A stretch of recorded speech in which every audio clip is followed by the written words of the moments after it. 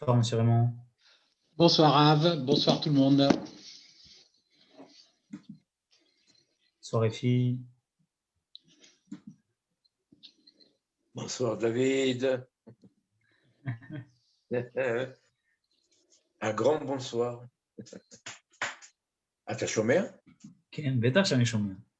אוקיי. כי אני לא יודע אם אני מחובר או לא מחובר. אוקיי. Bon, on entend très très bien. אין On laisse une petite minute et on commence. בעיה. אני הולך לאכול סנדוויץ' ואני בא. תעשה ברכה יפה. כן.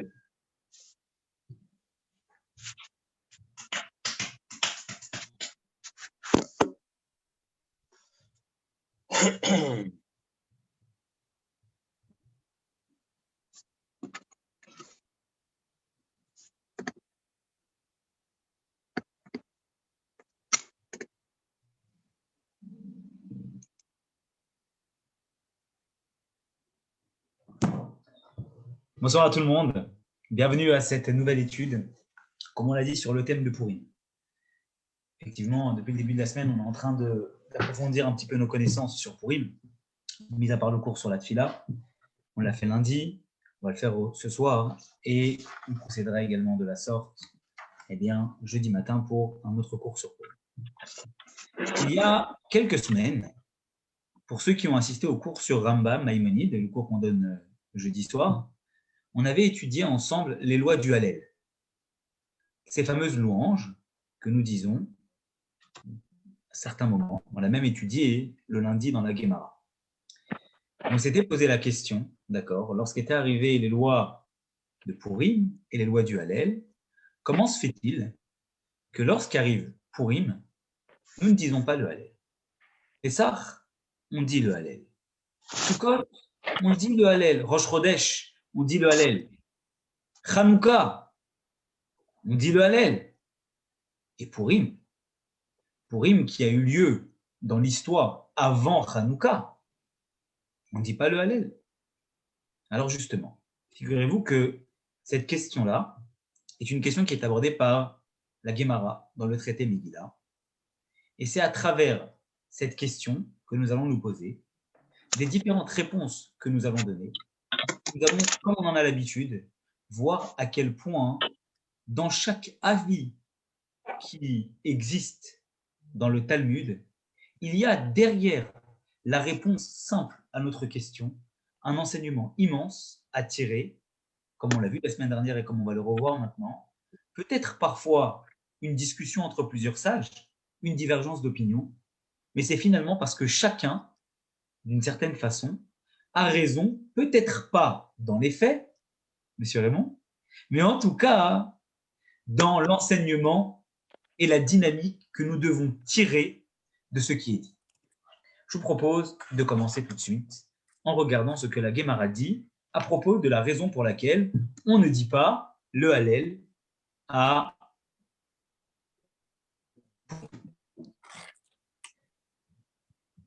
Je vais mettre le texte ici en français, comme ça vous allez le voir directement. Voilà. Il est écrit comme ça. Les Nevi'im, les prophètes, ils ont institué de devoir lire, d'accord, la Megillah.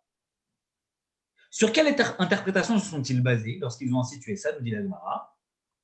Ils ont dit comme ça. Si déjà, lorsque, on est sorti d'esclavage d'Égypte et que nous avons été dans le désert et que nous avons traversé la mer, on a entonné une shira, Az Yashir Moshe, n'en serait-il pas encore plus normal que lorsque c'est pas juste d'un esclavage qu'on sort, mais d'un risque de mort, nous aurions dû dire le Hallel. Ça aurait dû être beaucoup plus logique, encore plus.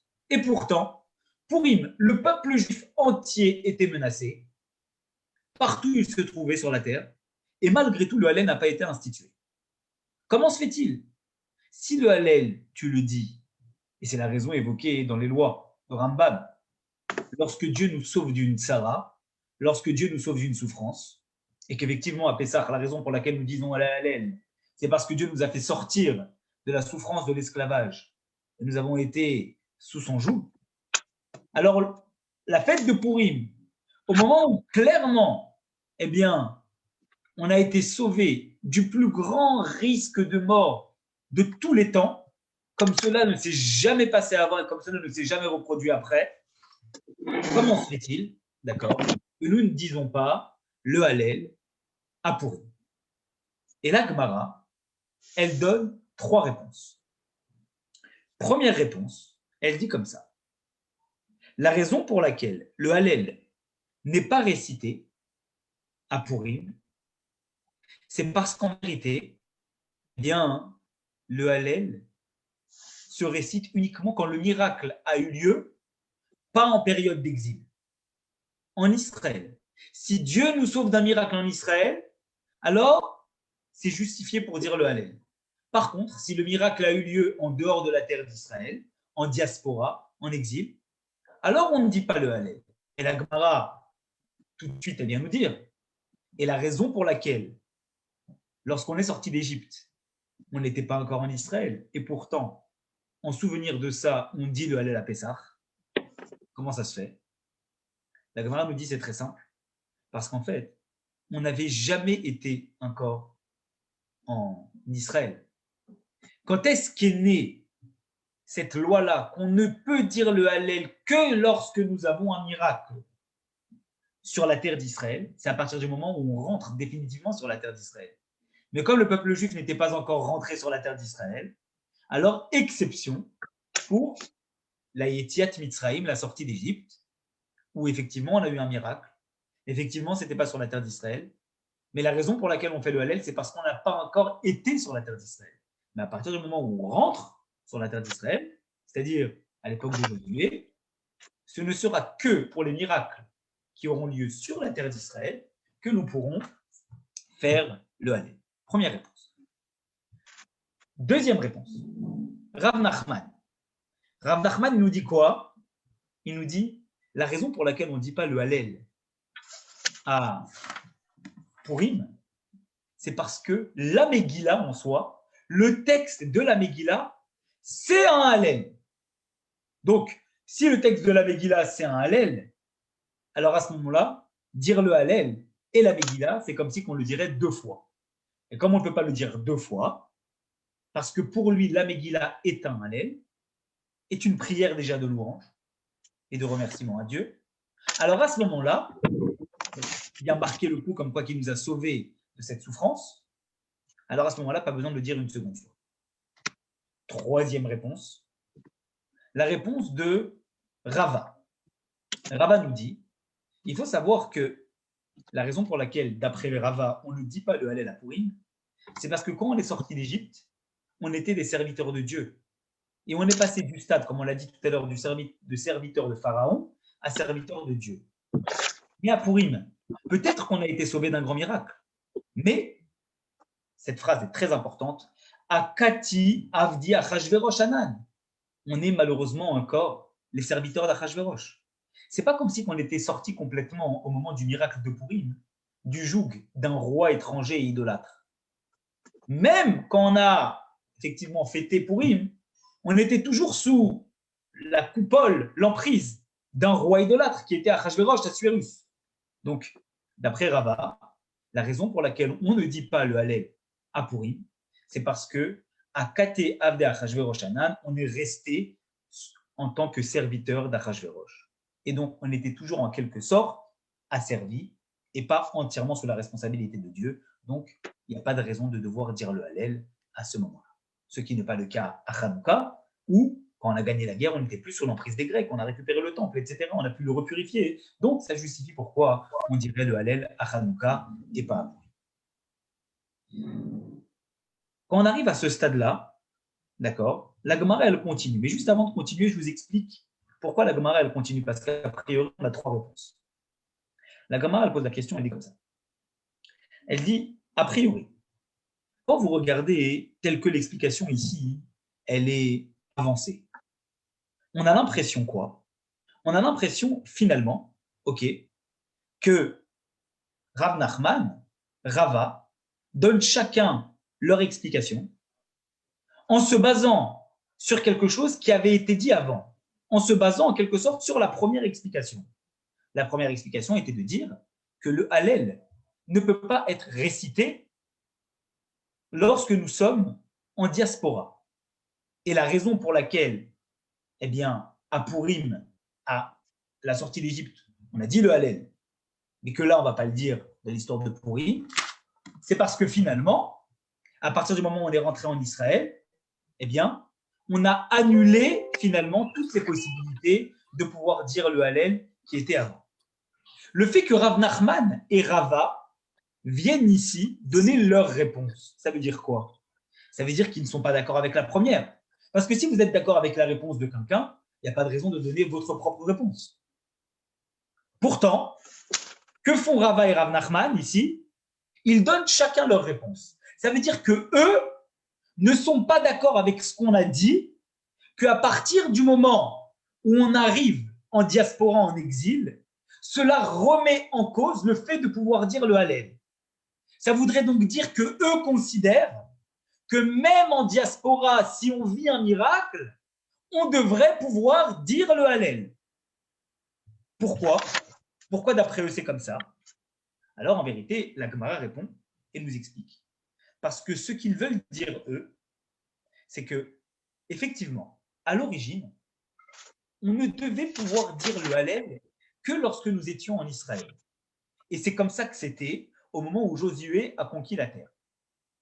Mais le problème, il est que si on était resté indéfiniment en Israël, sans plus jamais en ressortir, sans plus jamais être exilé, alors à ce moment-là, effectivement, nous n'aurions dit le Hallel que quand nous aurions eu un miracle en Israël. Mais le problème, il est qu'on a été par la suite exilé à de nombreuses reprises. Et du fait, ce principe-là de ne pouvoir dire le Hallel que lorsque nous avons eu un miracle en Israël était valable jusqu'à ce qu'on retombe en exil. Et à partir du moment où on est retombé en exil, qu'est-ce qui s'est passé? Eh bien, ce principe a été annulé. Et du coup, quel que soit l'endroit où on a subi des miracles, on a obtenu des miracles, je dirais, eh bien, cela a été une justification pour dire on peut quand même dire le Hallel. Donc, du coup, la raison de Rava et Rav Nachman pour laquelle ils donnent leur réponse, c'est parce qu'ils disent c'est vrai qu'à l'origine, on ne pouvait dire le Hallel que lorsqu'on était en Israël, mais puisque malheureusement on a été exilé, alors à ce moment-là, ça a remis en cause ce principe. Et depuis qu'on est reparti en exil, eh bien, de nouveau, quel que soit l'endroit où le peuple juif subit des miracles, a des miracles, obtient des miracles, pardon, eh bien, il a la possibilité de dire le Hallel. On a donc ici, comme vous le voyez, eh bien, 3 réponses. La première réponse, qui était celle de la Guémara sur le fait que quand on est en miracle en diaspora, on ne dit pas le Hallel. La réponse de Rav Nachman qui dit que la Megillah est en son un Hallel, donc pas besoin de le refaire.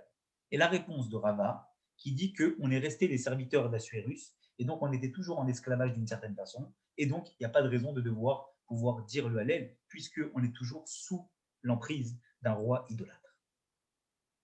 D'accord? Ça, ce sont les 3 réponses de la Guémara. Maintenant que nous avons vu ça, vous allez voir qu'on va se poser 2 questions. Et le cours, il va effectivement être articulé autour de ces 2 questions. La première question, elle est sur l'explication comme quoi que nous sommes des serviteurs d'Assuérus. Et comme on est des serviteurs d'Achashverosh, alors on ne peut pas dire le Hallel. Première question, pourquoi le fait d'être sous l'emprise d'un roi idolâtre, sous Achashverosh, nous empêcherait-il de louer Dieu? Ça voudrait donc dire qu'à chaque fois que le peuple juif se trouve dans une situation où il est sous l'emprise d'un roi qui est non-juif, eh bien, ça lui amène une justification pour ne pas pouvoir louer Dieu. Mais à chaque instant, on devrait pouvoir louer Dieu. Et je vous rappelle que le mot Hallel veut dire louange. Comment se fait-il qu'on puisse dire au peuple juif, tu ne peux pas louer Dieu? Pourquoi? Parce que tu es sous l'emprise d'Achashverosh. Comment cela justifie cela? Ça, c'est la première question. La seconde question qu'on va se poser, c'est que je vous rappelle qu'au final, on a dit que Rava et Rav Nachman contredisaient la première réponse parce que d'après eux, à partir du moment où eh bien, on est retourné en exil, eh bien, ça a annulé le principe comme quoi on ne peut faire le Hallel que quand on a un miracle en Israël. Et donc, de nouveau, on peut dire le miracle, quel que soit, on peut dire le Hallel, pardon, quel que soit l'endroit où le miracle a été vécu. Et la deuxième question que je vous pose, c'est comment réellement un juif, lorsqu'il est en galoute, lorsqu'il est en exil, eh bien, il peut réussir à remercier Dieu. On peut remercier Dieu de tout ce qu'il nous donne, et du reste, on le fait dans la tfila chaque matin. Mais le Hallel, c'est remercier Dieu de la situation que l'on est en train de vivre. Et comment un juif, il peut remercier Dieu de la situation qu'il est en train de vivre alors qu'il est en exil? Ça veut dire en quelque sorte qu'il se satisfait de la situation actuelle. Et s'il se satisfait de la situation actuelle, ça veut dire qu'il ne croit pas réellement, profondément parlant, au fait que Mashiach, il doit venir à chaque instant. Ça veut dire que finalement, il se sent à l'aise dans la situation dans laquelle il est. Comment se fait-il qu'on puisse dire le Hallel alors que nous sommes en situation d'exil? On a donc deux questions, je les répète. La première question, c'est comment est-il possible de dire que parce qu'on est serviteur d'Achashverosh, on n'a pas le droit de louer Dieu? Deuxième question, si vraiment le Hallel, ce sont des louanges à Dieu qui dépassent finalement le cadre normal de ce qui se passe autour de nous, comment se fait-il qu'on puisse dire que lorsqu'on est en galoute, lorsqu'on est en exil, eh bien, on peut malgré tout dire le Hallel? Ça ne devrait pas être normal. Quand on est en Israël, c'est une chose, mais quand on est en exil, comment peut-on dire le Hallel? Parce qu'on est malgré tout en exil. Comment c'est possible? Et quand je parle d'Israël, je ne suis pas en train de dire on est sur la terre d'Israël actuellement. Je veux dire qu'on est sur la terre d'Israël avec Mashiach qui est dévoilé, avec le temple qui est présent. Mais là, qu'on soit en Israël ou qu'on soit ici, malheureusement, on reste en exil. Même si la protection sur la terre d'Israël, elle n'a pas son semblable. Mais on reste en exil. Donc finalement, comment peut-on, eh bien, naturellement, chanter et dire le Hallel à la synagogue à divers moments, alors que finalement, on est toujours en exil? Alors, pour répondre à ces deux questions, d'accord, on va essayer ensemble de comprendre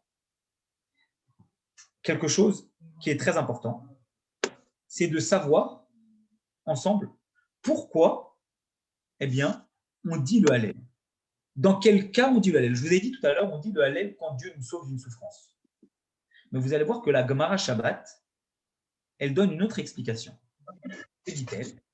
La Gemara Shabbat dit comme ça que celui qui récite le Hallel tous les jours, c'est un moqueur et un calomniateur.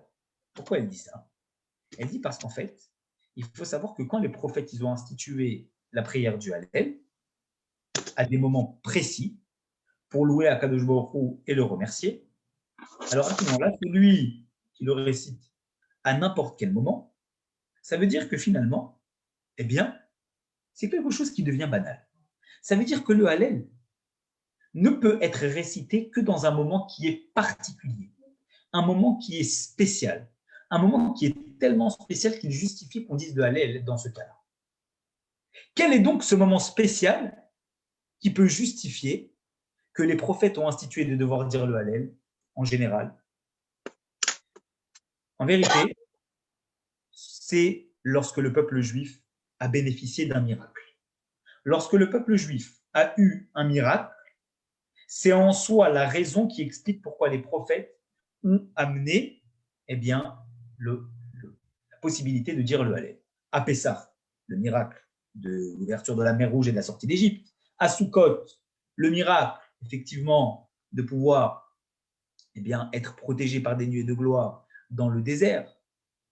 Et à Hanouka, le miracle qu'il y a eu. Vous allez me dire, oui, à Rosh Chodesh, pourquoi on dit le Hallel? À Rosh Chodesh, il y a eu quoi comme miracle? Et bien à Rosh Chodesh, vous savez qu'on dit le petit Hallel. Et quand on dit le petit Hallel, c'est pour montrer justement, on l'avait dit dans les lois de Rambam, que c'est un Hallel. Et du reste, d'après certains de la Gemara du reste disaient qu'on ne fait pas de bracha à Rosh Chodesh, dans certains cas, d'après certains avis. Pourquoi? Parce que comme c'est le petit Hallel et qu'il n'y a pas de miracle derrière tout ça, alors à ce moment-là, pourquoi le faire? Et donc, du coup, ce qui permet de justifier la raison pour laquelle nous disons le Hallel, c'est quand on a un miracle. Et vous savez très bien qu'il y a 3 types de miracles. Le premier, c'est ce qu'on appelle le Nes Galoui, le miracle dévoilé. C'est quoi le Nes Galoui? L'ouverture de la mer Rouge. Vous voyez que Dieu, il brise les lois de la nature et il fait quelque chose qui est contre nature et on le voit avec nos yeux. C'est ce qu'on appelle le miracle dévoilé. On a un miracle qui est, hiérarchiquement parlant, un tout petit peu en dessous, c'est quoi? C'est le miracle qui arrive dans une situation exceptionnelle, mais qui reste habillé dans la nature. Par exemple, le miracle de Pourim. Le miracle de Pourim, le nom de Dieu ne figure pas dans la Megillah. Quand vous regardez l'enchaînement des événements, vous avez l'impression que tout ce qui se passe est naturel. Et quand vous ouvrez un petit peu les yeux, vous vous rendez compte que ce n'est pas si naturel que ça. Mais malgré tout, la main de Dieu a l'air complètement habillée dans la nature. C'est un tirage au sort et c'est une reine qui s'était retrouvée peut-être par le fruit du hasard au poste qu'elle a eu. Et finalement, Mordechai, il n'avait pas été récompensé et Achashverosh, il n'aimait pas Haman, il avait un problème. La reine Esther, elle l'a invité. On a l'impression que tout est basé sur le stratagème finalement mené par la reine Esther, comme on l'a expliqué lundi dans la Gemara. Mais au final, ça reste un miracle qui est habillé dans les lois de la nature. Et on a un autre type de miracle, c'est celui qui n'est pas un miracle habillé dans les lois de la nature à un moment ponctuel, mais c'est le miracle qui est habillé dans les lois de la nature, qui se renouvelle tous les jours au point qu'on ne se rend même plus compte que c'est un miracle. Exemple, le matin, quand vous vous levez, vous ouvrez les yeux. Quand on est en train de reconnaître devant Dieu, c'est aussi une façon de lui dire tu nous as rendu notre âme. Il y a des gens qui malheureusement ne se réveillent pas le matin. Et le fait qu'on arrive après dans les bénédictions du matin à le remercier, qu'on voit, qu'on entend, etc., et qu'on est debout, c'est parce que justement on le remercie pour toutes ces choses-là qu'il a pu nous faire, qui sont des choses qui sont totalement exceptionnelles. Et on dit à Kadosh Baruch Hu, merci. Mais ça, on a l'impression que c'est tellement banal, finalement, c'est tellement naturel, machinal, qu'on en vient à oublier que c'est un miracle. Mais ça reste un miracle. Donc on a en fait deux extrêmes de miracle. On a un endroit, on a le miracle validé, dévoilé, celui où Dieu brise les lois de la nature. Et on a le miracle qui est tellement répétitif qu'on ne se rend même plus compte que c'est un miracle. Et entre les deux, on a quoi? On a le miracle de Pourim. Le miracle de Pourim, c'est quoi? C'est exactement le miracle qui est entre les deux. C'est ni un miracle totalement naturel parce qu'il est ponctuel, et donc on se rend compte qu'il y a quelque chose de spécial qui s'est passé, mais ce n'est pas non plus un miracle qui est surnaturel. Pourquoi? Parce que quand vous regardez l'enchaînement des événements, vous avez l'impression que tout ce qui se passe est finalement totalement, entre guillemets, le fruit du hasard, totalement naturel. Et vous en venez même à pouvoir douter sur l'appellation donnée à ce qui s'est passé à Pourim comme étant définie pour être un miracle. Est-ce que c'est vraiment un miracle? Et donc, du coup, vous pouvez douter.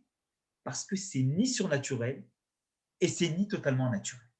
C'est vraiment entre les deux. Et grâce à ça, grâce à ce qu'on vient de dire, de comprendre que finalement, Pourim, à la base, le Hallel est récité lorsque nous avons un miracle exceptionnel, mais que Pourim est un miracle spécial, mais il n'est pas réellement exceptionnel. Pourquoi? Parce qu'il est entre les deux. Il est ni totalement naturel, ni totalement surnaturel. On va comprendre l'avis de Rava.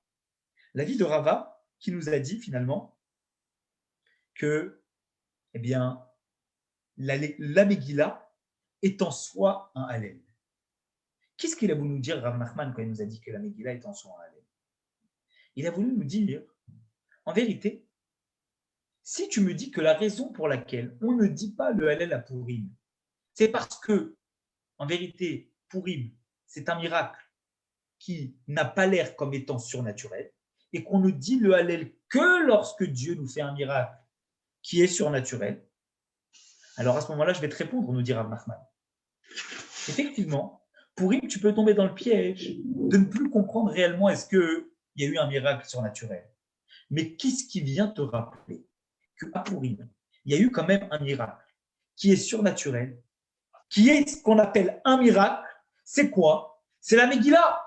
Parce que lorsque vous êtes en train de lire la Megillah et que vous êtes en train d'apprendre les explications qui se cachent derrière la Megillah et que vous voyez chaque chose qu'il y a derrière chaque mot de la Megillah, d'un coup, vous arrivez à comprendre que finalement, ce miracle, cette chose-là qui s'est passée, qui aurait pu être interprétée comme uniquement le fruit du hasard, vous comprenez que finalement, c'est beaucoup plus que ça. C'est un vrai miracle que Dieu il a fait. Et c'est justement au moment où vous êtes en train de lire la Megillah que vous êtes en train de louer Dieu. Parce que quand vous lisez vous vous rappelez de Pourim, de l'histoire, vous dites c'est beau. Et quand vous lisez chaque mot de la Megillah et que vous voyez les secrets qui se cachent derrière, les explications avec l'enchaînement des événements, vous êtes en train de vous dire, ah, mais c'est quand même incroyable ce qui s'est passé. C'est là que vous prenez pleinement conscience que Pourim, il y a eu un vrai miracle. Un miracle surnaturel. Un miracle surnaturel habillé dans la nature, mais un miracle qui est extrêmement élevé. Et alors, à ce moment-là, pourquoi on ne dit pas le Hallel? Puisque finalement, en lisant la Megillah, on se rend compte que c'est un miracle qui est très spécial. Parce qu'il n'y a pas besoin de lire la Megillah. Il n'y a pas besoin de lire le Hallel. Parce que la Megillah en soi, c'est un Hallel. Et c'est ça qui nous dit Rav Nachman. En vérité, ce qui te permet de comprendre que le miracle de Pourim, ce n'est pas juste un miracle entre les deux, chose que tu aurais pu penser. On croit. En lisant la Megillah, tu t'aperçois que le miracle est exceptionnel. Alors à ce moment-là, tu te dis, je dois louer Dieu. Mais comment tu loues Dieu? À travers le texte de la Megillah. Puisque c'est la Megillah qui a été le moyen de te montrer que le miracle de Pourim, il est spécial. Et donc à ce moment-là, tu n'as pas besoin de dire le Hallel. Parce que la Megillah en soi, ça a été ce qui t'a permis de regarder que Dieu t'a fait un miracle exceptionnel. Donc en soi, la louange, elle est à travers le texte. Et c'est ce qui finalement nous permet de comprendre que même si vous allez me dire oui, mais les mots du Hallel et les mots de la Megillah ne sont pas les mêmes. Comment on voit des mots de louange à l'intérieur de la Megillah? Quand je vois la Megillah, je ne vois pas de louange, je vois juste une histoire.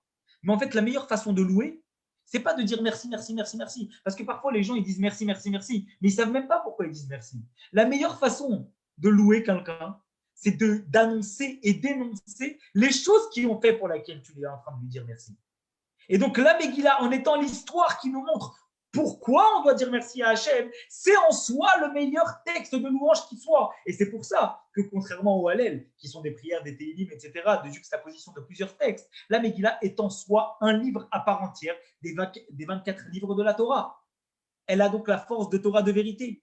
Elle a donc une force à part entière qui nous montre que c'est un texte de louange. Donc ça, c'est la réponse de Rav Nachman. Contrairement aux autres qui disaient « Oui, je te donne une réponse », Rava est le premier avis. Oui, je te donne une réponse pourquoi on ne dit pas la Megillah à Pourim, on ne dit pas le Hallel à Pourim. Il te dit la raison pour laquelle on ne dit pas la Megillah, le Hallel à Pourim, c'est parce qu'en fait, on dit le Hallel à Pourim. On ne le dit pas sous forme de Hallel, on le dit sous forme de Megillah. À ce stade-là, d'accord, où on en est, on a finalement, avancé dans la réflexion de comprendre que le Hallel se dit lorsqu'on vit un miracle exceptionnel. Mais on n'a toujours pas réussi à comprendre la réponse que nous avions sur nos deux questions. La question sur le fait d'Achashverosh. Pourquoi? Parce qu'on est serviteur d'Achashverosh, on ne pourrait pas dire le Hallel. Et pourquoi finalement le fait que nous soyons en exil, ça nous permet de pouvoir dire le Hallel, alors que logiquement, on ne devrait pas se sentir à l'aise au point de devoir dire le Hallel lorsqu'on est en exil. Mais vous allez voir que les éléments qu'on avait dans le 3, ils vont nous permettre de comprendre la suite. Alors maintenant, j'ai descendu de plus. Alors maintenant, pour pouvoir répondre à nos deux questions, on va introduire une réponse qui est donnée très souvent dans les textes talmudiques pour expliquer la divergence d'opinion. Là, on est encore au niveau du pshat, au niveau du sens simple. Quand vous regardez la Gemara, le Talmud, parfois, lorsqu'il y a deux avis qui se contredisent, la Gemara, elle donne une réponse qui, en fait, nous dit tout dépend dans quel référentiel tu te places. La raison pour laquelle il y a une divergence d'opinion parfois entre deux personnes, c'est parce que chacun, comme on dit, tout est relatif. Tout dépend dans quel référentiel on se situe. Si deux personnes ne se situent pas dans le même référentiel, alors c'est légitime et c'est normal qu'ils n'aient pas la même vision des choses. Et c'est ce que nous dit la Gemara souvent, et elle le dit aussi ici. Elle nous dit, puisque maintenant nous avons compris que le Hallel, il ne se dit que lorsqu'on a vécu un miracle qui est exceptionnel. Vous savez très bien qu'il existe deux types de référentiels principaux. Le premier référentiel, c'est le référentiel de l'objet, de la chose. Le second référentiel, c'est le référentiel de la personne qui exécute la chose. Il y a l'action qui est exécutée, et il y a la personne qui exécute la chose. C'est ce qu'on appelle en hébreu le Chavtza et le Gavra. Le Chavtza, c'est l'objet. la chose qui est réalisée. Le Gavra, c'est l'être humain. C'est l'être humain qui réalise la chose. Ce sont deux référentiels. Et en vérité, comme vous pouvez le voir ici, de la même façon que nous étions en train de dire que le Hallel en soi, on le fait lorsque, eh bien, on a la possibilité de pouvoir vivre un miracle exceptionnel. On va comprendre tout de suite, grâce à ces deux référentiels, pourquoi le Hallel est incompatible avec Purim. Premièrement, le Hallel devrait être incompatible avec Purim d'après le référentiel de l'objet du miracle en soi. Pourquoi? Parce que comme on l'a dit, lorsque le miracle n'est pas surnaturel, le miracle en soi, l'objet du miracle en soi, n'est pas assez élevé et dévoilé aux yeux de l'homme pour justifier de pouvoir dire le Hallel. Donc, d'un point de vue du référentiel de l'objet en soi, du miracle lui-même, qu'est-ce qui fait qu'on ne dit pas le Hallel à Purim? C'est parce que le miracle de Purim, il est certes très élevé, mais il n'est pas assez dévoilé comme étant un miracle. Ce n'est pas assez évident comme étant un miracle pour pouvoir justifier qu'on va dire le Hallel. Ça, c'est du point de vue du référentiel de l'objet. Maintenant, parlons du deuxième référentiel, c'est le référentiel de la personne qui exécute l'objet, le Gavra. D'un point de vue du référentiel de la personne qui exécute l'action, ça veut dire la personne qui vit le miracle. Pas l'objet du miracle, mais la personne qui, elle, va vivre le miracle. Pourquoi le Hallel est incompatible avec Purim alors que finalement, eh bien, la personne, elle a vécu le miracle? C'est parce qu'en fait, une personne, quand le miracle n'est pas assez dévoilé, elle peut en arriver à ne même pas se rendre compte qu'elle a vécu un miracle. Et donc, du coup, elle n'est pas légitime pour remercier et louer Dieu, puisqu'elle ne s'est même pas rendue compte qu'elle a vécu un miracle. Donc, en fait, on est en train de parler de qualité. On est en train de qualifier une fois le miracle et une fois la personne qui vit le miracle. Une fois, on est en train de dire, d'après l'objet, d'après le miracle lui-même, que le miracle n'est pas assez élevé en tant que tel pour justifier que nous fassions le Hallel, et c'est pour ça qu'on ne le fait pas. De l'autre côté, on est en train de qualifier la personne qui a vécu le miracle, de dire que la personne, elle n'est pas elle-même assez qualifiée et elle n'est pas assez avisée pour remarquer que le miracle qu'elle a vécu, c'est un miracle. Donc, du coup, ça ne justifie pas qu'elle puisse dire le Hallel. Ça, c'est d'après les deux référencés. Vous allez me dire, oui, mais quel rapport avec notre discussion? Je vous rappelle qu'il y a une réponse qu'on a expliquée tout à l'heure. C'est la réponse de Rav Nachman. On avait dit que Rav Nachman ne dit pas que le Hallel est incompatible avec Purim. Le Hallel dit qu'au contraire, le Hallel est compatible avec Purim, puisque la Megillah, c'est le Hallel. Donc, il nous restait deux réponses. La réponse, en fait, qui dit que quand on est en diaspora, le miracle en diaspora, on ne peut pas faire le Hallel. Et le deuxième qui dit qu'on est des serviteurs d'Achashverosh. Et comme on est des serviteurs d'Achashverosh, alors on ne peut pas dire le Hallel. Eh bien, alors, ces deux référentiels qu'on vient de citer, le référentiel de la qualité du miracle et le référentiel de la qualité de la personne, c'est ce qui va nous permettre de comprendre la divergence qu'il y a entre la première réponse de la Guémara et la troisième réponse de la Guémara. Puisque la deuxième, on l'a déjà expliqué, c'est le Rav Nachman. Quand on était en train de dire tout à l'heure, d'après la première réponse, que la raison pour laquelle on ne fait pas le Hallel à Purim, c'est parce qu'en fait, on est en diaspora, on est dans un endroit finalement qui n'est pas la terre d'Israël. C'est pour dire que finalement, la raison pour laquelle on ne fait pas le Hallel, c'est parce que le miracle en soi, puisqu'il est en diaspora, alors il n'est pas en Eretz Israël. On n'a pas les yeux pour voir à quel point il est élevé, puisque la diaspora, c'est l'exil, et l'exil, c'est l'obscurité, et l'obscurité, finalement, elle donne l'impression que le miracle, il n'est pas élevé. Donc, autrement dit, un miracle en diaspora, il est toujours moins élevé qu'un miracle lorsqu'un Mashiach.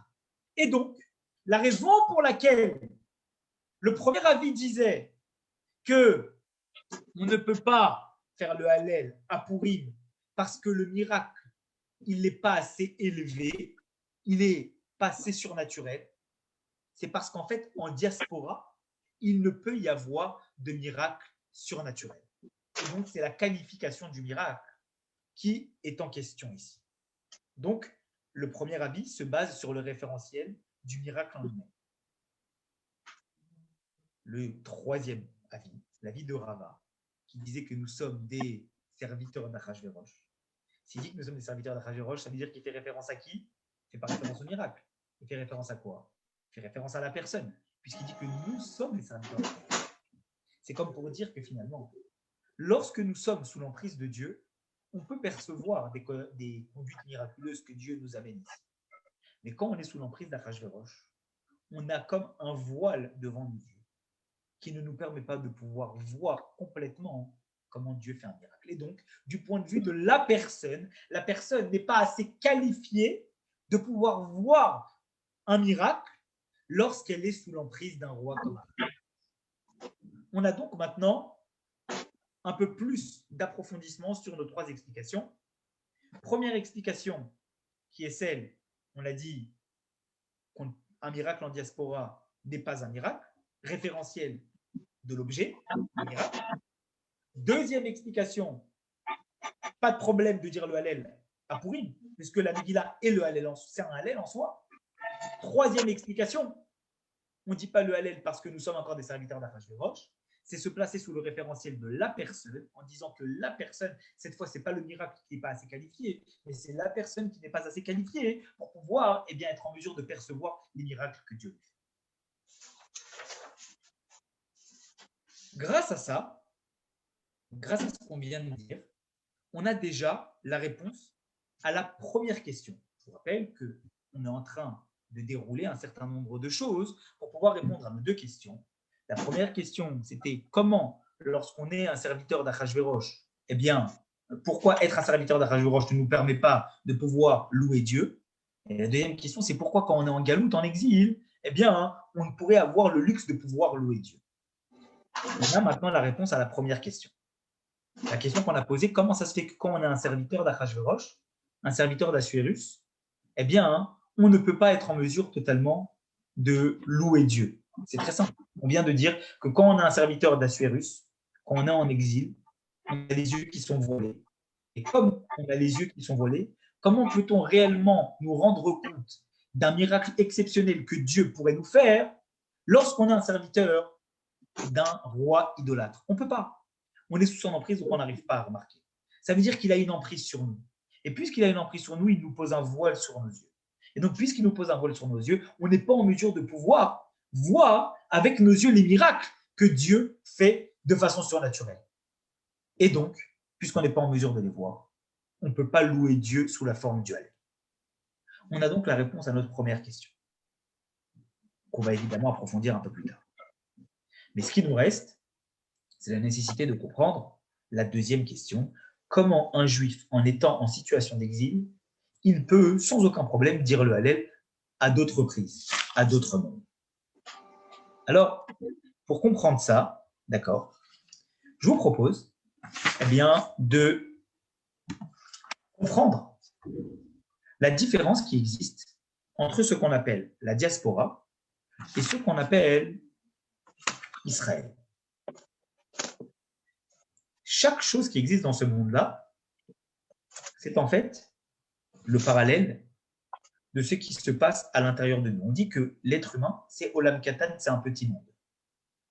Donc tout ce qui se passe, le fait qu'il y ait l'obscurité, la lumière, à l'intérieur de nous, on a l'obscurité, la lumière, et en fait, on est un micro-monde. Et on a tout ce qui se passe à l'extérieur.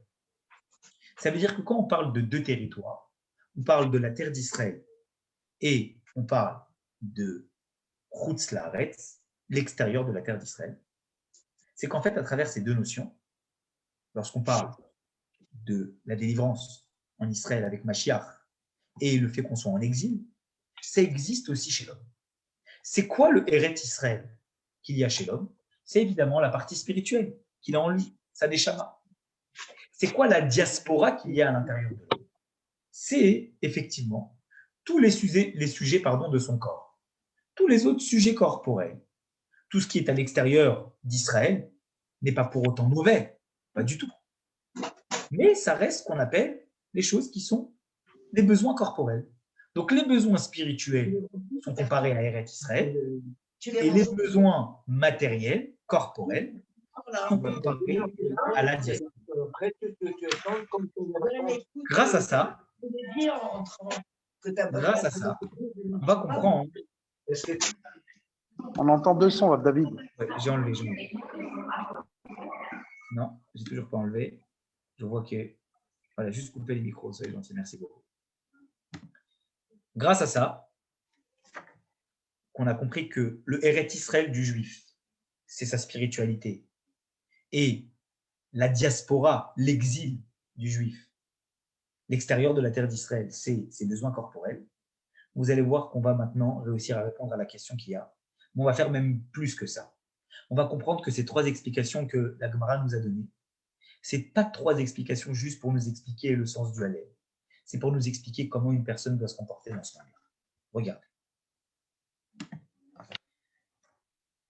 Le premier avis qui nous disait finalement que le Hallel, eh bien, ne peut être récité quand on est en diaspora. Qu'est-ce que ça vient nous apprendre au sens de l'être humain? On a dit que chaque opinion a une influence sur le comportement qu'on doit avoir. De la même façon qu'on a dit que la diaspora, c'est quoi? C'est les besoins corporels.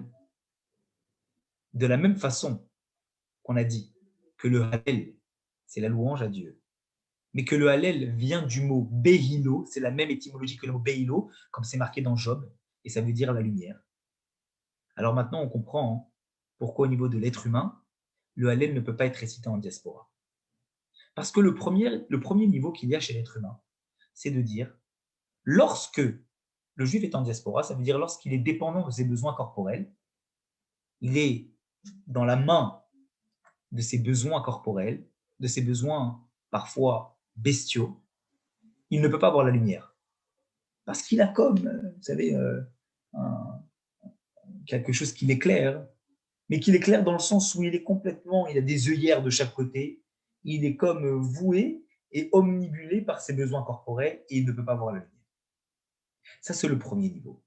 Donc, en fait, la comparaison de la première explication de dire qu'on ne peut pas dire le Hallel en diaspora, c'est parce que la diaspora, c'est les besoins corporels, le Hallel, c'est la lumière, et on ne peut pas voir la lumière quand on est complètement dans la main de ses besoins corporels. Ça, c'est la première explication. La seconde explication, c'était de dire, hiérarchiquement parlant, nous sommes encore les serviteurs d'Achashverosh. Qu'a dit Rava? Il a dit on est encore sous l'emprise d'Achashverosh. Et puisqu'on est encore sous l'emprise d'Achashverosh, alors à ce moment-là, on ne peut pas dire le Hallel. Le fait que lui dise ça, ça veut dire que pour lui, on pourrait dire le Hallel en exil. Mais ce qui fait en exil qu'on ne peut pas dire le Hallel, c'est parce qu'on est sous l'emprise d'Achashverosh. Autrement dit, l'exil n'est pas une barrière pour pouvoir dire le Hallel, mais ce qui est une barrière pour dire le Hallel, c'est parce qu'on est sous l'emprise d'Achashverosh. Ça veut dire quoi? C'est que déjà on a avancé. On n'est plus au stade de dire que le corps, c'est comme des œillères qui nous empêchent de voir la lumière. On est au stade de dire que le corps, en soi, c'est quelque chose, ok, qui nous tire peut-être parfois vers le bas, c'est vrai. Mais ce n'est pas pour autant que ça bloque les sujets de l'âme. Et donc, on avance d'un niveau, on n'est plus juste en train de dire que le corps bloque la lumière, on est en train de dire que le corps ne bloque pas la lumière. Le corps n'est pas une barrière à la lumière. Mais ce n'est pas pour autant qu'on a dit qu'en soi, la lumière, elle peut éclairer. On a juste dit que le corps n'est pas une lumière. Donc l'avis du premier avis de la Gemara, c'est de dire, lui, il pense qu'on ne dit pas le Hallel parce que le Hallel, c'est la lumière, le corps, c'est la diaspora, et on ne dit pas le Hallel en diaspora parce que le corps est une barrière pour la lumière. Deuxième avis, on est les serviteurs d'Achashverosh. Oui, on est un corps, nos besoins sont dépendants de notre corps. On a besoin de manger, on a besoin de boire, donc on est dépendant de nos besoins. On est les serviteurs d'Achashverosh, autrement dit, on est serviteurs de notre corps. On est obligé de servir notre corps. On est obligé de manger, on est obligé de boire, on est obligé de satisfaire nos besoins matériels. On ne peut pas se couper de nos besoins matériels. On est obligé de les satisfaire. Donc on est encore serviteur d'Achashverosh. Mais ce n'est pas pour autant qu'on ne peut pas dire le Hallel en exil, nous dit l'avis de Rava. Ce n'est pas pour autant qu'on doit dire que la lumière ne peut pas apparaître. on est peut-être serviteur de notre corps. Et on est peut-être dans la main de notre corps. On est obligé d'appliquer des besoins matériels parce que Dieu nous a donné un corps et on doit le nourrir. Mais ce n'est pas en soi une barrière à la lumière. Et on peut percevoir la lumière. Est-ce qu'on a perçu la lumière? Pas encore. Mais en tout cas, ce n'est pas une barrière. Troisième avis, l'avis de Rav Nachman. Que dit l'avis de Rav Nachman? Il dit la lecture de la Megillah est un halel en soi. Ça veut dire quoi? Ça veut dire qu'en fait, tu veux savoir, au début, tu pensais que le corps est une barrière pour la lumière. Et après, tu as compris que le corps, ce n'est pas une barrière pour la lumière. C'est juste que tu es dans tes besoins matériels. Mais ça ne m'a toujours pas dit comment je peux faire en sorte de voir la lumière. Tu veux savoir comment tu fais pour voir la lumière? La Megillah, c'est un halel. La Megillah, c'est ça la lumière. C'est quoi la Megillah? On a dit, la Megillah, c'est la Torah. La Torah, c'est ta lumière. Tu veux savoir comment tu vas réussir à faire en sorte, même si tu as des besoins corporels à satisfaire, parce que Dieu t'a donné un corps et tu dois satisfaire ces besoins-là et tu ne dois pas les délaisser. Mais malgré tout, tu as envie de voir la lumière. Tu n'as pas envie d'être un serviteur d'Achashverosh. Tu n'as pas envie d'être uniquement un esclave de ton corps et de tes besoins matériels. Tu veux savoir comment tu vas faire? C'est très simple. La Megillah est un halel. La Torah, c'est ça ton halel. C'est ça ta lumière. Ça veut dire que tu peux tout simplement satisfaire tes besoins matériels, tes besoins corporels, et en même temps étudier la Torah. Et là, tu vas voir la lumière. Et là, il n'y a plus d'incompatibilité. Ce n'est pas qu'il y a Chazvé Shalom, un risque de penser que l'un et l'autre ne sont pas compatibles. C'est que l'un et l'autre, c'est la même chose. Les deux peuvent être liés à condition que tu saches manier les deux. Que tu saches que l'un n'est pas une barrière pour l'autre, que les deux peuvent cohabiter ensemble, mais que l'un, il te sert à satisfaire tes besoins corporels et que l'autre, il te permet de voir la lumière. Et donc, c'est quoi la clé? C'est l'étude de la Torah. Et vous voyez, pour toutes les personnes qui sont ici, on est maintenant une famille, ça fait quelques semaines, quelques mois qu'on étudie ensemble. Je suis sûr que tout autant que vous êtes, peut-être qu'au début, vous n'aviez pas un rythme d'étude qui était effréné. Et d'un coup, vous vous rendez compte que petit à petit, on étudie de plus en plus. Et quand vous regardez le parcours que vous avez fait, vous dites, j'en ai fait du parcours. Vous dites, je suis passé de 0 à 1, à 2, à 3, à 4. Et petit à petit, vous voyez que la Torah appelle la Torah. La lumière, elle appelle la lumière. Est-ce que c'est pour autant une explication pour dire que vous êtes en train de délaisser votre corps matériel? Non. Mais c'est qu'avant, sans étudier la Torah, peut-être vous remplissiez les besoins de votre corps, mais vous étiez certainement en train de vous dire, j'ai l'impression, pour ceux qui n'étudiaient pas du tout, et qui ont commencé à étudier petit à petit, c'est arrivé à un moment donné dans la vie, de ne pas étudier et d'un coup de se dire, je vais commencer à étudier. Vous sentiez quand même que la vie, elle était remplie de kiff, mais elle n'avait pas un sens précis. Vous étiez en quelque sorte des serviteurs d'Achashverosh, parce que vous étiez serviteurs de vos besoins corporels uniquement. Mais être serviteur d'Achashverosh n'empêche pas de lire la Megillah.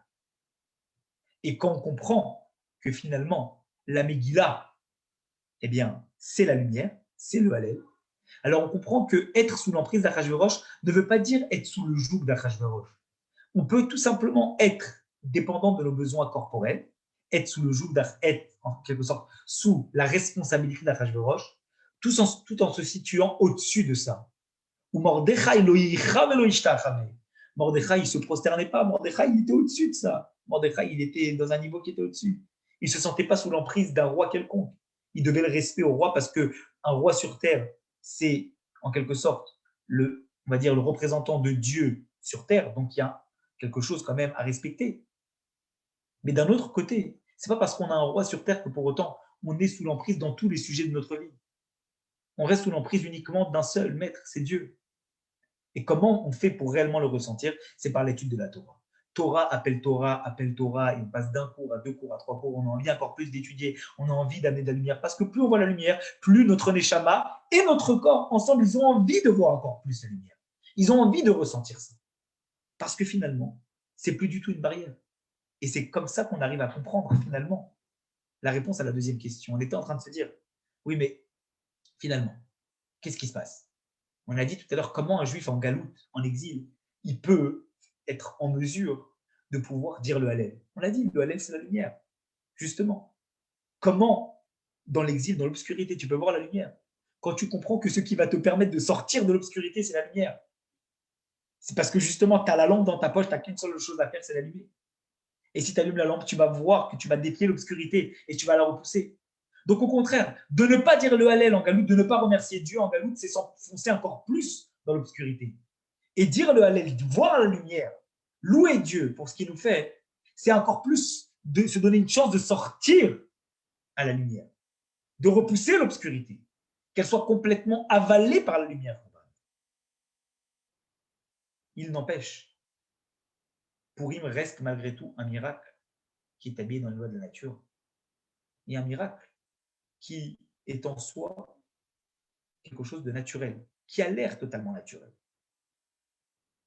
Est-ce que on peut avoir la perception de comprendre qu'un miracle qui est naturel, c'est comme un miracle qui est surnaturel?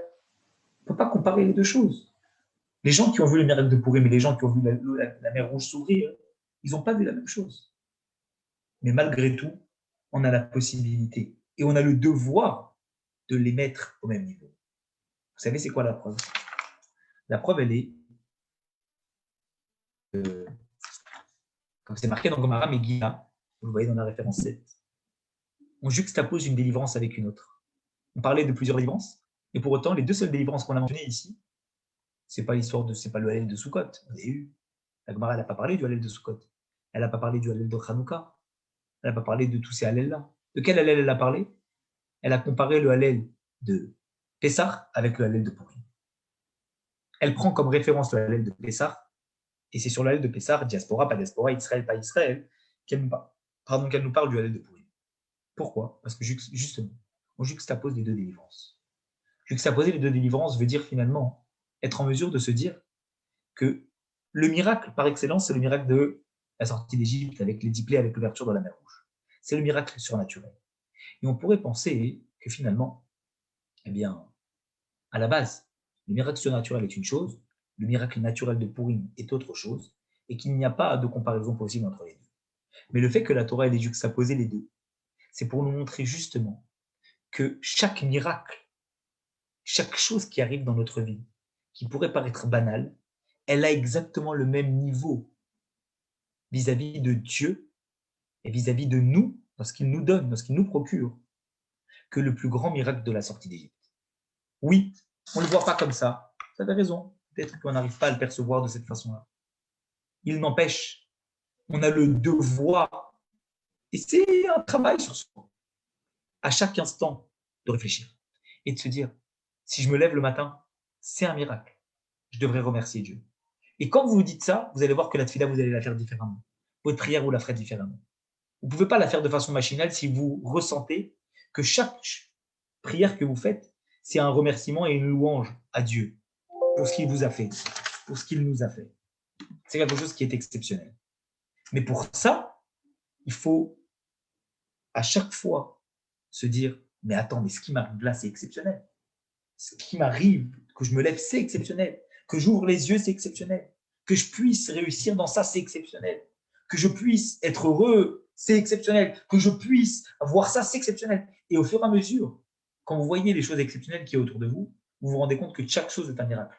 Que le miracle de Purim et de Pessah, ils sont juxtaposés, parce qu'un miracle naturel est un miracle surnaturel. C'est la même chose. On ne le perçoit pas de la même façon, mais on doit faire l'effort de le percevoir de la même façon. Et c'est de cette façon-là on arrivera à prendre pleinement conscience de tous les bienfaits que Dieu nous fait, de pouvoir se rendre compte à quel point nous sommes méritants de ce qu'il nous donne, de pouvoir nous donner des miracles à chaque instant. Et on continuera, Bezrat Hashem, à le louer encore plus pour qu'il puisse nous amener la délivrance véritablement. Voilà, mes amis. Alors, je vois qu'il y a des questions. Razak, merci. Avec plaisir. D'accord.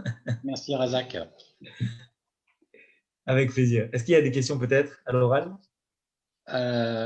J'ai pas forcément une question, j'ai plutôt une remarque pour savoir si ma compréhension est bonne de ce que vous avez dit. On sait qu'il y a une justification de dire le Hallel, que la finalité, c'est qu'il y a eu un miracle, quelque chose de beau qui a été réalisé pour le peuple juif.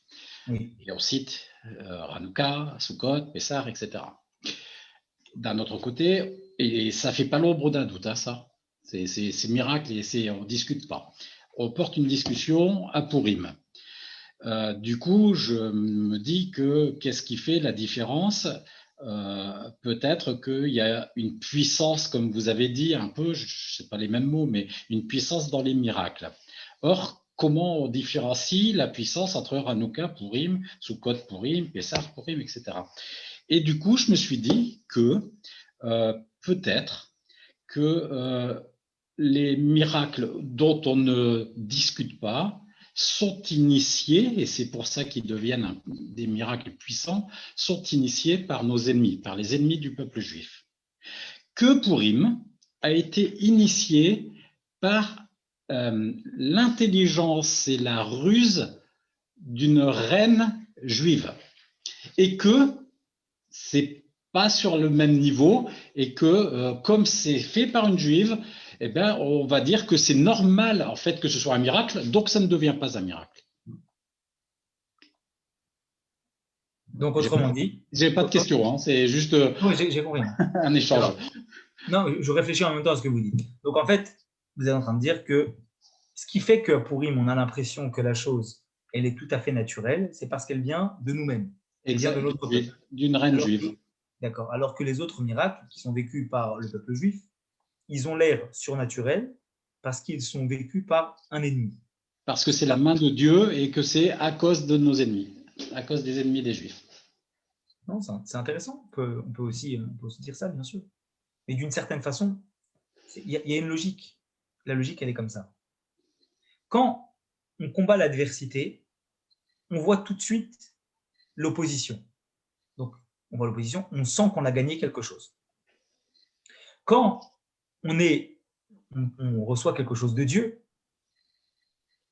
miraculeusement, on voit tout de suite, d'accord, que c'est quelque chose qui est incroyable. Mais quand ça vient de nous-mêmes, on a tendance à oublier et à se dire que c'est quelque chose qui est peut-être tout à fait normal. Alors, j'émettrai quand même un seul point, c'est que vous voyez bien que le fait qu'on se lève le matin, chaque jour, c'est quelque chose qui nous vient de Dieu. Mais le problème, c'est qu'on pense que ça vient de nous. Et comme on pense que ça vient de nous, alors à ce moment-là, qu'est-ce qui se passe? Eh bien, on banalise la chose. Ce qui fait que quand une personne, elle, je dirais, dédivinise une chose, elle a l'impression que la chose, elle est totalement banale. Dès qu'une personne pense que ça ne vient pas de Dieu, elle a l'impression que la chose, elle est banale. C'est sûr. Et c'est pour ça que justement le Hallel, il est là quand il y a un miracle surnaturel. Pour nous montrer que finalement, un miracle, il vient d'où? Il vient de Dieu. Un miracle, quel qu'il soit, il vient de Dieu. Et c'est pour ça qu'on doit le louer. Et vous allez me dire, alors pourquoi la Gemara, elle discute sur le Hallel de Purim? Il y a peut-être plein d'autres miracles que le peuple juif a eu. Et pourtant, on ne parle pas de si on fait le Hallel ou on ne fait pas le Hallel. Parce que justement, le fait de discuter de ça, ça incite à se questionner sur la nécessité de devoir qualifier un miracle comme Purim. Comment je dois définir un miracle comme Purim? Est-ce que je dois le définir de façon naturelle, surnaturelle? Et le fait de dire que la Megillah, c'est un Hallel en soi, ça vient nous dire finalement que le niveau ultime, il est de considérer que n'importe quel miracle, il nécessite de devoir louer Dieu. Et on loue Dieu à travers la prière du matin, parce qu'il y a des Imra, Baruch She'amar, Ashrei et Alléluia. Mais chaque moment est indispensable, est un bon moment pour pouvoir louer Dieu. Ah, Amen. Merci, Rav. Merci beaucoup. Ah, j'aimerais bien juste, je sais pas, avoir votre impression. Par exemple, parfois, on fait quelque chose et on sent bien d'avoir fait et on a l'impression qu'on a participé dans cette réalisation de quelque chose de bien qu'on a fait. Tout en sachant que c'est Hachem qui nous a donné le souffle le matin pour qu'on se lève, nous a rendu l'âme.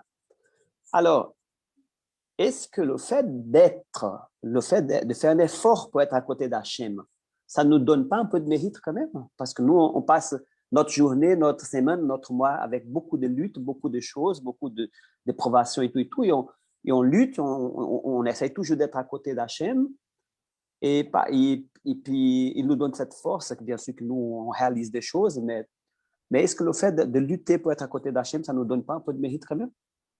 Bien sûr. Le mérite, il est que vous n'êtes pas tombé dans le piège de votre mauvais penchant, et vous avez au contraire, vous êtes surpassé pour écouter, eh bien, votre souffle divin qui vous pousse à faire des bonnes choses. Et on peut être fier de ça. Mais d'un autre côté, Il ne faut pas trop être fier. Parce que si on est trop fier, on se satisfait de ce qu'on arrive. C'est pour ça que il faut être conscient de ce qu'on a, mais il faut constamment être en mesure de se dire c'est jamais assez. Il ne faut pas se satisfaire. On peut être content du niveau où on arrive, mais il ne faut pas se satisfaire. Petit à petit, il faut toujours essayer de vouloir monter, sans jamais s'arrêter. Comme l'alpiniste qui doit toujours monter pour ne jamais tomber. David, une Merci. question. Je vais quitter parce que je vais dans l'autre cours. D'accord, avec plaisir. Merci beaucoup. Bonne nouvelle. David, une question. Ouais, Pétras. Merci Voilà. beaucoup. Allez. Très bonne jour. On dit Pourim qui est Pourim, d'accord? Ouais. Voilà. Et qui pour on jeûne par rapport aux péchés qu'on a fait, qu'Akadosh Baruch Hu nous pardonne sur les péchés qu'on a fait, évidemment avec Rosh Hashanah, les téfilotes, etc. Et pourquoi en fait on fait le jeûne d'Esther? C'est pour aussi des avonotes, c'est pour aussi effacer les péchés qu'on a fait, c'est pourquoi exactement? La seule raison pour laquelle on fait le jeûne Ou d'Esther. c'est pour le miracle? Tu ailles.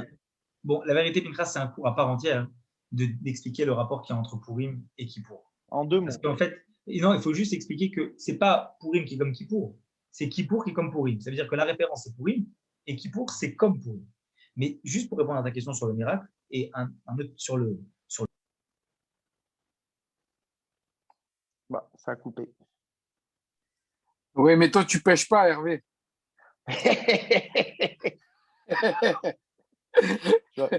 Tu vas voir les matchs? Bon, Jaoui. Moi, c'est 2 Jaoui, Bijaoui, tu vois. Il y a 2 Jaoui. Ouais, Richard. Ah, bah, il a coupé, je ne sais pas pourquoi. Ah, je ne sais pas ce qui Ouais, se c'est pour passe. ça que je parle, pour meubler le temps. Ben, on va passer dans l'autre cours. Viens dans l'autre cours avec moi. C'est qui est le cours? Le cours de Rambam. Tu viens pas au cours de Rambam? Avec Rav David? Non, des fois c'est David, des fois c'est l'autre. Qui c'est l'autre? Ben, il y a Rav Yitzhak, il y a Rav Pesner, il y a. Non, mais je vais voir mes matchs là. Excuse-moi, Mechila. Faites, faites vos cours, c'est À très quelle très chaîne, bien, à quelle chaîne Khazak. les matchs? À quelle chaîne? Mais sur RMC Sport. Ah, voilà. C'est les chaînes qu'il ne faut Oui. pas acheter. Il est revenu. Ah, voilà, Rav Vous me David. voyez, je me suis mis avec le portable parce que l'ordinateur il a lâché. Ouais. Bon. On trouve toujours une solution. Alors, juste par rapport à cette histoire de jeûne, on m'a posé la question. En vérité, il faut savoir quelque chose. Le jeûne d'Esther, on le fait à la base parce que Esther, elle a jeûné. Esther, elle a jeûné pendant 3 jours. 3 jours et 3 nuits et 3 jours, moi et mes servantes, on jeûnera. Et justement, parce qu'on jeûnera, alors à ce moment-là, c'est ce qui nous permettra de pouvoir aller ensuite demander à Kadosh Baruch Hu, eh bien, de nous délivrer. Donc la raison pour laquelle on jeûne, c'est pour ça qu'on l'appelle le jeûne d'Esther, c'est parce que Esther, elle a initié un jeûne. Donc ça n'a rien à voir avec la Kapara d'Avonot par rapport à comme Kippour. Mais la raison pour laquelle nous jeûnons, c'est parce que Esther l'a fait. Maintenant, on peut remonter plus haut. Pourquoi Esther, elle l'a fait? Parce qu'il y avait un pardon qui était nécessaire. Le peuple juif avait besoin de se faire pardonner par rapport aux fautes qu'ils avaient faites. Les fautes de s'être laissé aller et d'être tombé dans le piège d'Achashverosh et de maintenant de commettre de l'idolâtrie, de se prosterner devant Aman sans problème, de manger dans les ustensiles du temple, comme si que toute l'histoire du Beth Amikdash, elle était complètement derrière nous et maintenant on était assimilés, on vit une nouvelle période. C'est la raison pour laquelle Esther a jeûné. Donc effectivement, quand ça arrive le jeûne d'Esther, on doit se souvenir de 2 choses. Que la raison pour laquelle on fait le jeûne d'Esther, c'est parce que Esther a jeûné. Mais la deuxième chose, c'est que si elle a jeûné, c'est parce qu'on devait se faire pardonner. Et nous aussi, on a le devoir de nous faire pardonner, de respecter, de renouveler la confiance que Dieu nous a accordée à Purim quand il nous a délivrés. Très bien. Et une autre question, vite fait. Donc, la Megillah d'Esther, donc c'est Purim, Vadaï, Mordechai et Esther. Donc, elle a été écrite il y a combien de temps, tu as dit?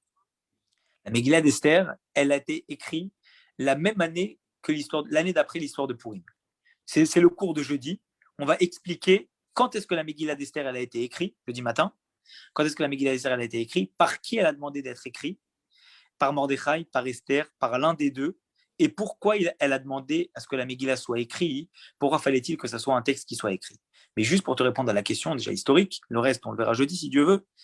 La raison pour laquelle, tu m'as posé la question, quand est-ce que la Megillah a été écrite? La Megillah, elle a été écrite, je vais te donner l'année exacte. Tu attends, je regarde. Je n'ai pas l'année exacte en tête dans le calendrier, d'accord? Mais ce que je peux te dire, c'est qu'elle a été écrite tout simplement 4 ans avant la reconstruction du deuxième temple. Ça, je peux te dire. Donc, il faut regarder quand Donc, il n'y avait pas les livres des téphilotes alors. Encore. il n'y avait pas encore les tfilotes. Non. Ah, il n'y avait pas les téphilotes. Voilà, très bien. Ok, Khazak. D'accord. Bon, on s'enrichit le cerveau. Hein. Khazak. Khazak, les Abdel, amis. merci. Allez, de bonnes nouvelles à Merci tout le à monde. toi. Tu fais un autre cours là? Il m'a dit Jaoui. Non, Rav Pesner, il fait un cours. Bijaoui, oh, c'est pas Jaoui, c'est Bi. Hein. Ah, Bijaoui, excuse-moi. Allez, Allez, bye bye. Merci.